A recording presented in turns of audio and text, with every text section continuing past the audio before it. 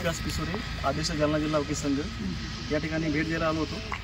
शेतकऱ्याची जी म्हणजे जमिनीला जो भाव म्हणजे मावेचा भेटला म्हणजे कमी भेटणार आहे, तर जी मागणी त्यांची आहे ती योग्य मागणी आहे। त्यांना योग्य शेतकऱ्याच्या जमिनीला योग्य त्यांची भूसंपादन त्यांचा मावेचा भेटला पाहिजे आणि शेतकऱ्यांना भविष्यात काही न्यायाची गरज असली तर आम्ही वकील बनून त्यांच्या मागे आहोत। मी ॲडव्होकेट महेश धन्नावत। आज जर बघितलं तर प्रशासन झोपलेलं आहे। नुकतेच आपले जे लोक आयुक्त साहेब आहेत त्यांनी सुद्धा म्हटलेलं आहे की जालना जे प्रशासन आहे हा कुप्रशासन दिसून येते, लोकांचे काम वेळेवर होत नाही। आज इतके दिवस आंदोलन चालू आहे आणि शांततेने आंदोलन चालू आहे।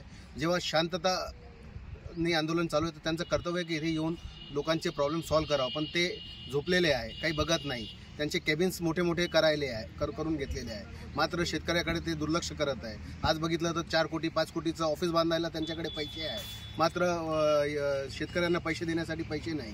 म्हणून त्यांनी एकदा येऊन बघावं लोकांचे काय हाल आहे।